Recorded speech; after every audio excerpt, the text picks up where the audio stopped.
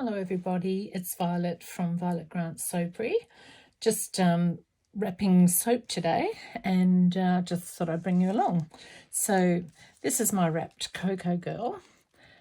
Beautiful, beautiful soap, love it. A little bit of glam about her. Very reminiscent of the Chanel No. 5 scent and one of my favourite soaps. Beautiful, beautiful bar of soap, has a cocoa line in the middle. My signature stamp, obviously, Natural Beauty. And yeah, just a really, really creamy, beautiful soap.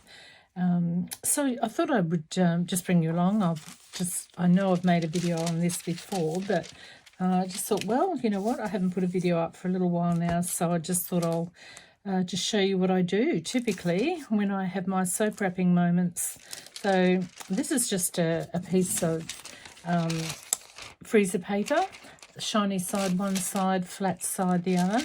I go for the shiny side because I want the soap not to stick, and I tend to wrap them up in these just because it protects the soap once it's cured, but also protects it from surfaces and losing scent over time. So give it a little tuxedo wrap just to pretty it up a little. And so yeah, I don't need to centre that. I try to, but it doesn't matter if it doesn't get centred on the paper. Just bring it up, and it gives the perfect size each time for the little tuxedo because you're tailoring it to each piece of soap.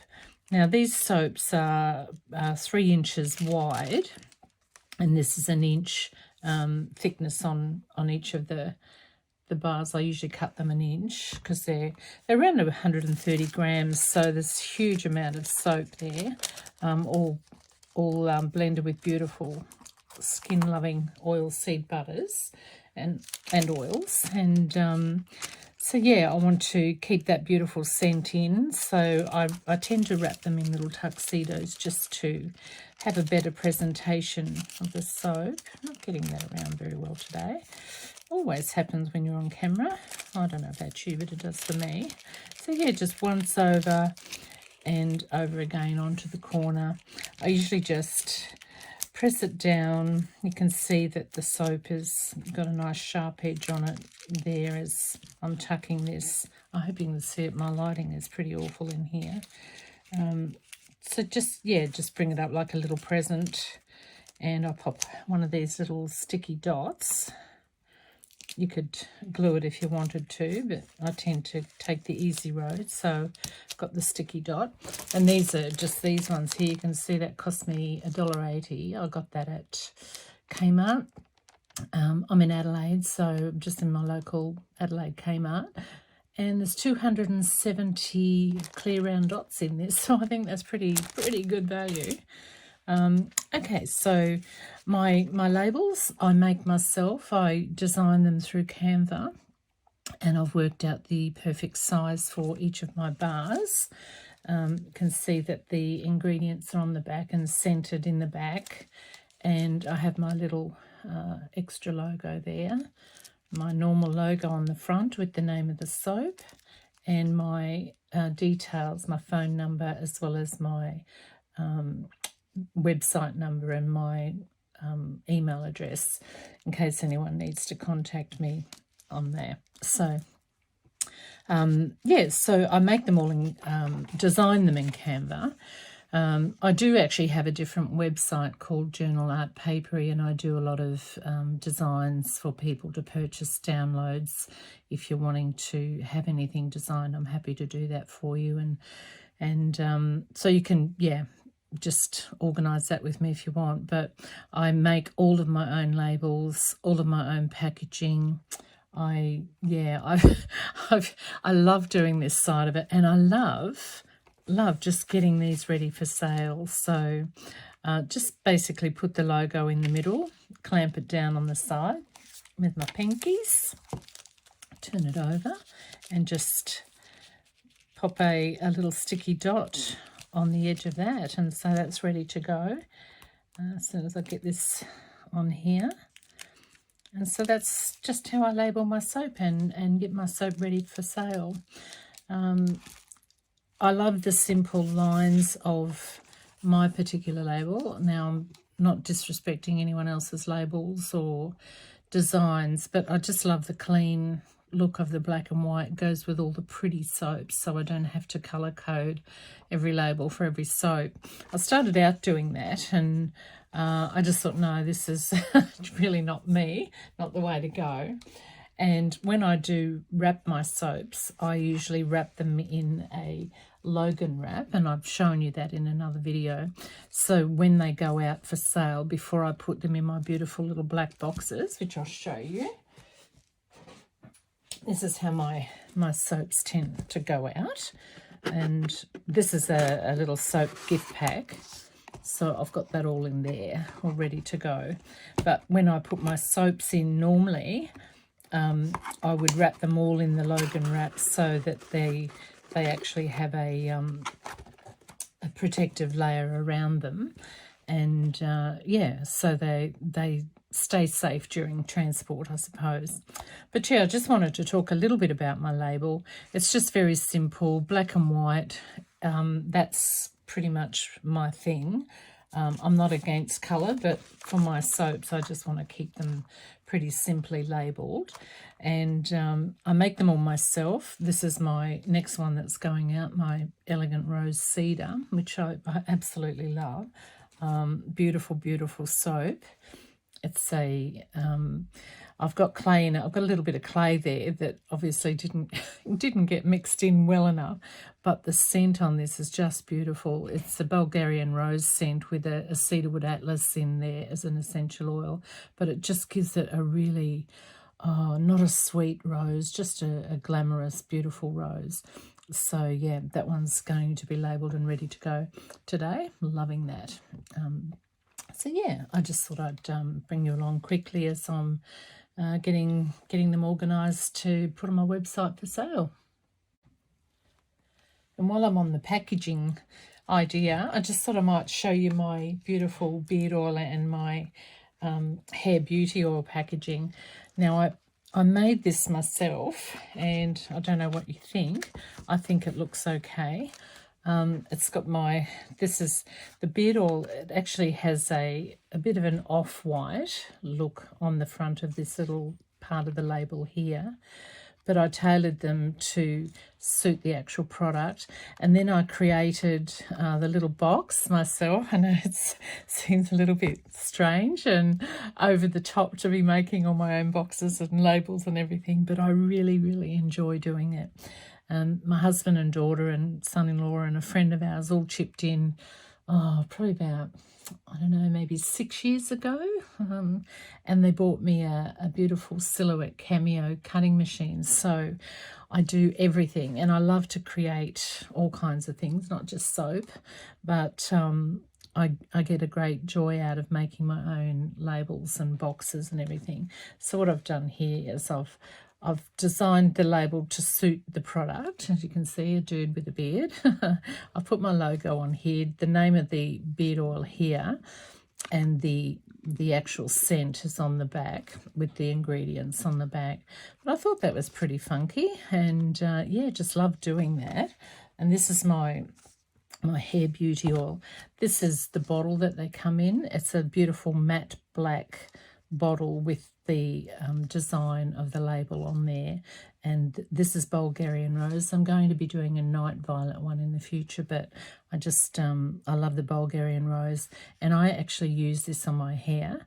It's my Indulgent Hair Beauty Oil, and my hair's down, oh gee, well, past my butt and around the top of my hips now. I suppose it's quite long.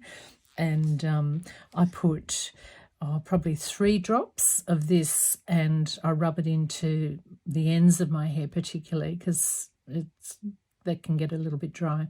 But this beauty oil is just fantastic.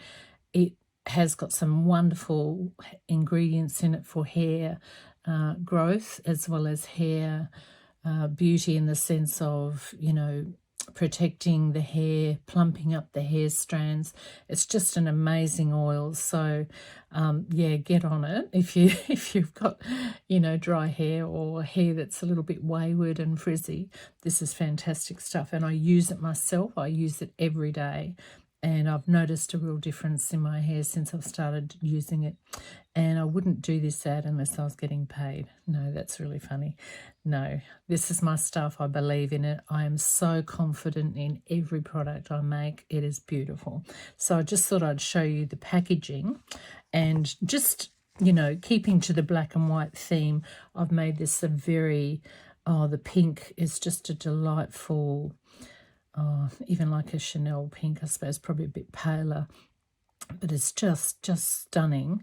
And yeah, I really love that. So that's the packaging for that.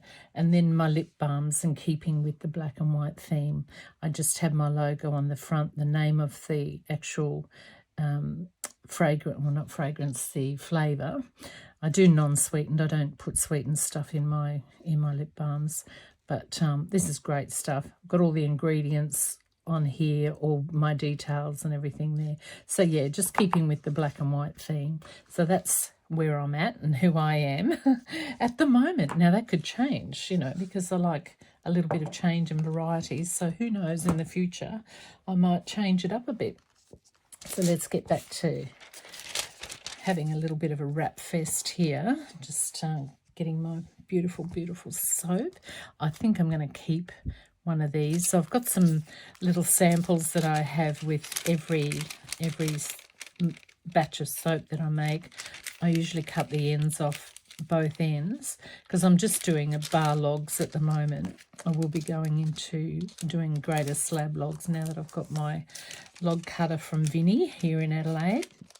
He does magnificent work, and I highly recommend him if you're looking for a log cutter for your big slab soaps. Yeah, get on to Vinny. He's on Etsy, and he's a local guy here in Adelaide. So I love to shop local where I can, and my family have all kicked in. It's my birthday coming up at the end of the month, and no, it's not Halloween. That's the day before. my kids think I was born on Halloween. Not sure what that means, but yeah, I actually have a birthday coming up, and they've kicked in and they've bought me a multi-soap cutter from Vinny, and what is it? It's Australian Soap Cutters AU, I think he's called on Etsy. So check him out. He does a few things, and his workmanship is absolutely exquisite. I love it. I love a really well-made product, and, you know, not too pricey. I think, you know, he's worth what I paid for the things that I bought. So I've got my big log splitter, and I'm going to get my multi-bar cutter soon, and I can't wait. And I got the black model. Now I heard about this from George on Dawn Organics. He's a rock star in soap making, and I highly recommend him to you if you haven't seen his videos. I'm sure you probably have, because he's quite Australian famous. And if you haven't, just go and have a look. And yeah, George mentioned him, and then another, I think, Soy and Shay mentioned his soap cutters. And I'm not getting paid from Vinny for doing this. I just believe in his product. I think all soap makers deserve a really good deal. And if you're Australian and you're looking for soap cutting options, and have a look at Vinny Australian Soap Cutters AU, or I think he's just Soap Cutters AU on Etsy. Brilliant stuff. I stand by his product. I love a well-made thing. So there you go. A little bit of a tip for you. Just trying to get this one. There we go. All fingers and thumbs here. But I don't know if you wondered or not. I wear this glove because I've got a condition called neurofibromatosis, and it's just on the one arm, which is really very annoying. But I do thank God that it isn't all over me. Like a lot of people do suffer with neurofibromatosis, and they have it all over their bodies. So I really thank God that I don't. And I never used to cover it up, but then I noticed people having a little bit of a look and squinting faces, and I thought, oh, I better cover it up. So that's why I wear this, okay? So there's like little skin tumours all over my arm and hand. It's just, you know, if you look it up, it's regarding nerve damage, and it's a particular gene that I have obviously came on me when I was about 16. I actually noticed these little tumours, and there's not really much they can do for them. If you injure your arm or take any of them off, they just come back, and they come back more so. I know that I was helping my sister do some cooking once, and I steamed my hand by mistake, and I never had any on my hand, but they all actually came onto my hand, and it was because of the damage. But I harken it back to when I was a little kid. I kind of thought, you know, why have I got this and no one else in my family? Because it's hereditary. And I think what's happened for me, the gene just pretty much mutated. And so, voila, there I have it. But I remembered that, you know, I didn't have any problems until my hand was injured with steam. I didn't have any problems on my actual hand. I just had some on my arm. And when I reflected on my childhood, I remember helping my auntie with some washing. Though they'd gone out and they left me, and I was at home, and I thought, I'll do some washing and surprise her when she gets home. And because I was staying with her, I think, and at the time, and I must have been about 9 maybe, and I'm a lot older than that now. But they had one of those old Ringer washing machines, and I was such a skinny little kid, not like now, I'm a big fat chubber, but, well, I'm not actually, but, yeah, my husband says that I'm voluptuous, which is nice. I'm not super fat or anything like that. It's, yeah, I shouldn't have said that, but anyway, yeah, and as I was putting the clothes through the wringer, my arm followed through and went into the wringer, and it actually went all the way up past my elbow, and I pulled it out because I don't know if you, you know, aware of those ringers. They're pretty strong things, but I was such a skinny little thing that I could actually pull my arm out again. But later on in life, when this neurofibromatosis came on me, it actually only went to the parts where my arm went into the wringer. So, you know, I have it on my arm just up past my elbow, and then when the steam happened for my hand, I had the tumours come onto my hands. So they got worse, I think, because of the injuries. So, yeah, I don't know if that's absolutely medically sound. Being a registered nurse as well, I just think I should probably give you facts. But you know what? That's the facts as I know them. And I know that a lot of people do have neurofibromatosis, and it has been genetically predisposed for them. But I think in my case, it might have come on because of injury. Obviously, I have the gene that mutated when my arm was injured. So there you go. A little bit of trivia for you while I'm wrapping away here. Okay, I've got one extra Cocoa Girl. Don't need that. I'm going to move on to my beautiful, elegant rose cedar soap. I just love this soap, and that's activated charcoal on the top. And I didn't mix it as well as I should have, and this isn't soda ash. I did steam it to see, I thought it might be, but it's just the grey that turned out because I didn't mix in the charcoal as well as I should have. But this is just the most beautiful scented soap. I love it. And I love the look of it.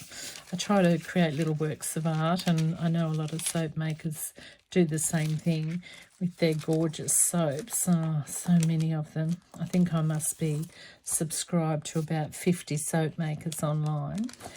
I love the Aussie soap makers. I try to support them and watch their videos and try to comment where I feel it's appropriate. But yeah, so get on. If you haven't subscribed to you know, good soap making channels, then you really should, because we're all learners along the way. None of us knows everything. We're not, well, we might be experts. No, I'm not saying I am, but there are some who are. But we all learn from one another, so it's good to support one another. And so if you're not subscribed to, you know, if you're Australian and you're not subscribed to quite a lot of the soap makers in Australia, you really should, because they've got local knowledge as well, as far as where to get your products and your wholesale gear to go in your soaps. I've learned a lot from Ellie and from George, and I just want to recommend them to you because they really do know this stuff, and they're very supportive and encouraging to other soap makers. Yeah, anyway, I'll just keep going along here, but I just want to show you what they look like again. This is just, do apologise for the shadows. My lighting is really quite cactus. So yeah, just this is my thing, and this is how I like to just wrap my soaps prior to wrapping them again to send off in the post. Okay, thank you for watching my video. Leave me a comment, ask me some questions if you want to, and if you haven't subscribed, it'd be really nice if you considered subscribing. This is only a new channel for me. I do have another channel called Journal Art Papery, but this is focused on soap making, and yeah, so I hope you do consider liking this video and supporting it. And I'll try and get some more videos on my soap making coming up. I make at least 3 or 4 batches of soap a week, and I don't video them all because I don't have the video gear, to be quite honest. All I have is my wonderful iPhone here, and it's pretty cool. Does a good job, but I don't have the lighting and the setup, and I make it in my kitchen. So there's lots of stuff going on out there, and yeah, but I'll try and get some more up anyway, because I know I like watching people make soap, even though I make it myself. I love when other people do it, and we all do it similarly, but there are some really good tips to actually gain from watching everybody else. So yeah, if you like this video, give me a tick. And if you haven't subscribed, please subscribe and tell your friends. Thank you. Bye.